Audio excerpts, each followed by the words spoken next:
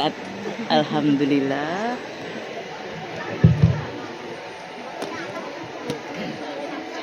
Assalamualaikum warahmatullahi wabarakatuh. Waalaikumsalam warahmatullahi wabarakatuh.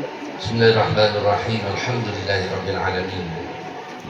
Alhamdulillahilladzi khalaqal insana min tin wa ja'ala naslahu min sulalatin min ma'in mahin wa ja'ala an-nikah min asbabi imarati dunya wa din wa uslatan li ashatil mutaba'idin wa huda wa rahmatan lil mu'minin. Allahumma salli wa sallim wa barik ala habibina wa syafi'ina wa maulana Muhammadin Sallallahu wa alaihi ala wasallam. alihi wa sahbihi wa man tabi'ahu bi ihsanin ila yaumiddin. Qala Allah ta'ala fil Qur'anil 'azim wa huwa asdaqul qailin walladzina yaquluna rabbana hab lana min azwajina wa dhurriyyatina qurrata a'yun waj'alna lil muttaqina imama. Wa qala an-nabiy sallallahu alaihi wasallam arba'un min sunanil anbiya at-ta'attur was-siwak wal haya' wan nikah. Shadaqallahul azim wa shadaqa rasuluhul karim wa nahnu ala dzalika minasyahidin asy-syakirin walhamdulillahi rabbil alamin. Para satid, para kesepuhan, para tokoh masyarakat yang kami hormati dan muliakan, bapak-bapak, ibu-ibu, hadirin dan hadirat, wabil khusus kedua mempelai beserta keluarga besar, kita doakan mudah-mudahan pernikahan ini menjadi pernikahan yang diberkahi oleh Allah. Amin. Berikan keturunan soleh dan solehah, Amin. bermanfaat di dunia dan di akhirat. Amin. Bapak Ibu hadirin rahimakumullah, kalau kita menghadiri akad nikah, doa yang diajarkan oleh Nabi itu adalah barakallahu lak. Yang diminta dari pernikahan itu barokah. Rumah tangga yang barokah, anak yang barokah, hidup yang barokah. Dan itu ada satu nasihat pendek, bukan datang dari saya, tapi datang dari seorang ulama besar, Al-Imam Muhammad bin Idris Asy-Syafi'i. Kata Imam Syafi'i, kalau hidup ingin barokah, rumah tangga ingin barokah, anak keturunan yang menjadi keturunan yang barokah, maka hidup di dunia ini harus punya 5 hal.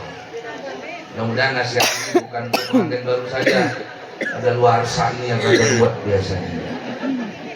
Apa konsep membangun rumah tangga yang barokah? Satu, ghina nafs. Hatinya harus hati yang kaya. Ya.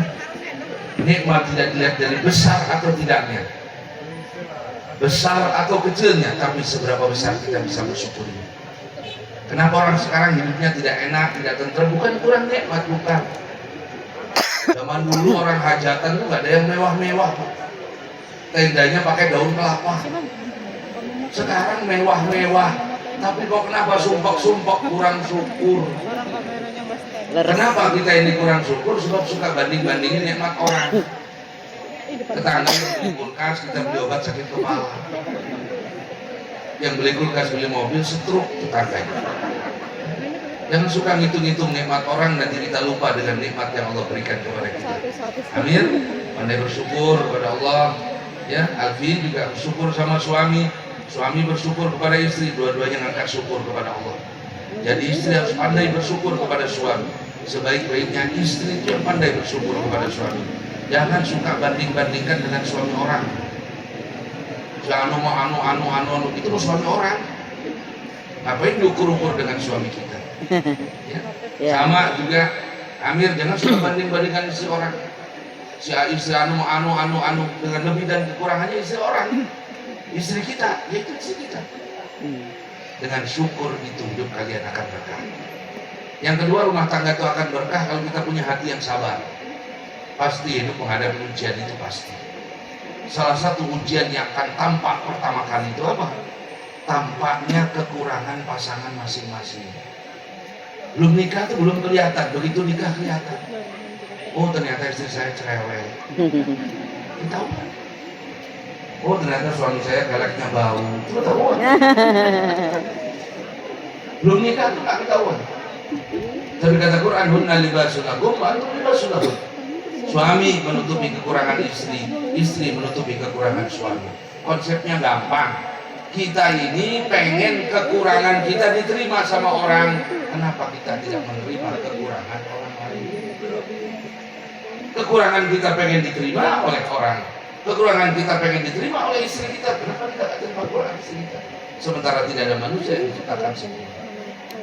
Yang ketiga, kasbul halal, usahanya usaha yang halal ya.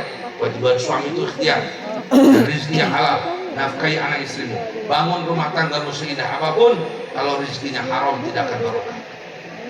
Yang keempat, libasul taqwa, pakaiannya harus pakaian takwa. Amir jadi suami yang bertakwa.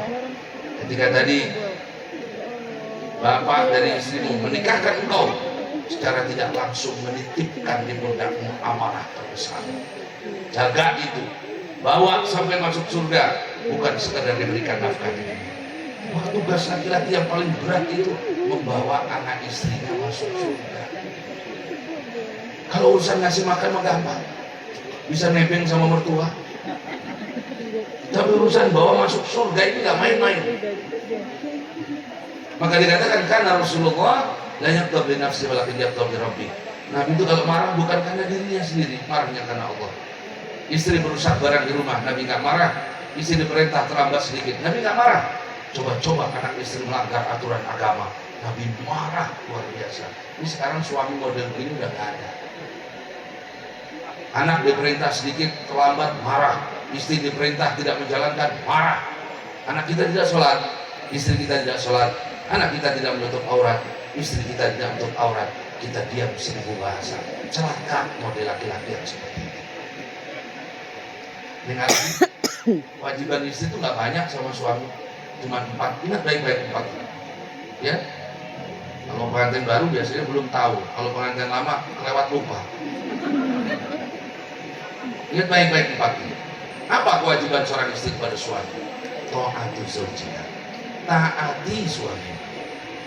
Apapun perintahnya, selama tidak bertentangan dengan perintah agama, mesti taat. Bahkan tidak boleh seorang perempuan itu puasa sunnah tanpa izin suami. Ibu ini mau puasa, saya mau puasa besok mas, boleh nggak saya puasa? Kata suaminya, jangan. Besok itu banyak yang hajatan, jangan puasa. Nggak boleh puasa. Harus izin sama suami. Ini kadang-kadang ibu-ibu sekarang sok pinter tapi blow on. Suami nggak ngerti agama, suami nggak taat agama, istri mau puasa nggak boleh. Hak suami lebih besar daripada puasa sunnah ibu. Puasa sunnah hukumnya sunnah, taat sama suami hukumnya wajib. Taat suami.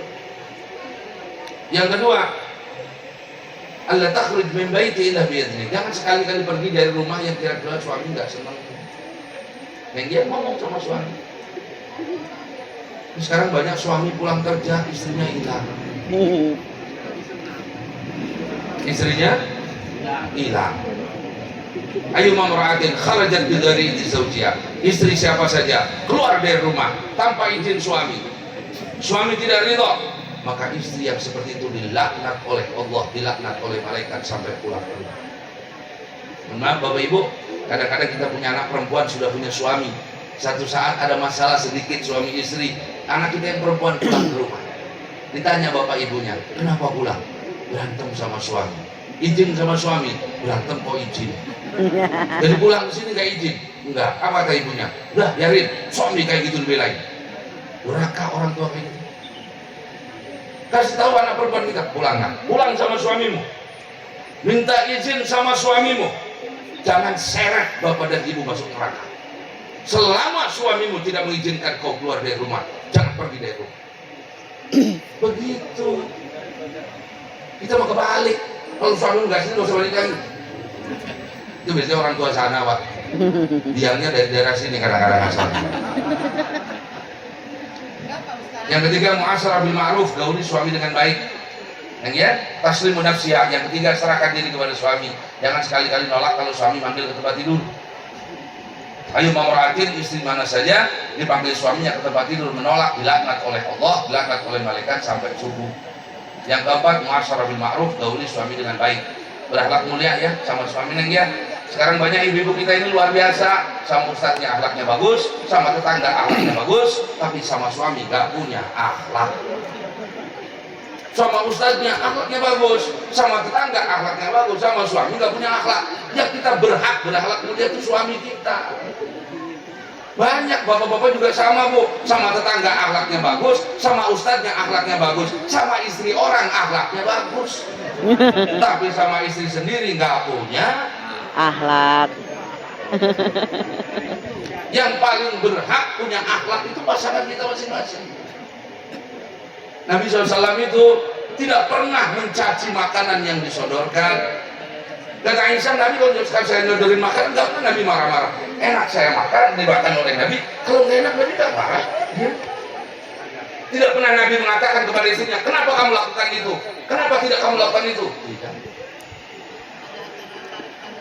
Coba suami sekarang. Mulut si diem, tapi mau WA, nyaci mati ke WA. Neng ya? Syukuri suami, berangkat mulia dandan buat suami, makin baru aman. Yang ada luarsa itu Masya Allah. Berangkat mulia kalau suami neng ya, dandan buat suami, Masya Allah. Jangan kayak ibu di sana, warna sari. Undangan udah sekotak habis, kotor udah seundangan. Sepanjang jalan ngacak ke belakang. Begitu ketemu suami mandi juga enggak. Kadang-kadang baunya kayak ngelos ngacak. Padahal suami beliin minyak wangi, beliin bedak, itu supaya buat istri kelihatan cantik depan suami. Keluar rumah kelihatan cantik perlu, tapi depan suami harus lebih cantik. Bahasa yang mulia ya sama suami, cium tangan sama suami datang, jangan pengantin baru luar. Ibu-ibu tuh pengantin baru cium tangan karena mau dipoto. Habis itu nggak pernah seumur-umur cium tangan. Dan itu bakti kepada suami. Yang ketiga, sikapillah, bangun rumah tangga dengan keyakinan kepada Allah. Jangan takut urusan rezeki Amir, rezeki urusan Allah. Jangan takut urusan rezeki. Ayam itu nggak pernah kuliah, ayam itu nggak pernah kerja. Anaknya 15 ya hidup jadi ayam semua. Kita manusia dikasih otak, dikasih ilmu. Kenapa kita takut hidup? Maka tujuan nikah itu adalah anak keturunan. Jangan takut. Allah mengadakan anak kita di dunia, Allah tanggung jawab urusan rezeki. Mudah-mudahan Allah berkahi kedua mempelai serta semua keluarga kita, jadi keluarga yang barokah, anak-anak kita semuanya soleh dan salehah. Amin. Al-Fatihah. A'udzubillahi minasyaitonirrajim. Iyyaka na'budu wa iyyaka nasta'in ihdinas siratal ladzina an'amta 'alaihim ghairil maghdubi 'alaihim. Amin. Wassalamu ala sayyidina Muhammadin wa ala alihi wa sahbihi. Amin. Amin. ربنا لك الحمد كما ينبغي لجلال وجهك وعظيم سلطانك. Amin.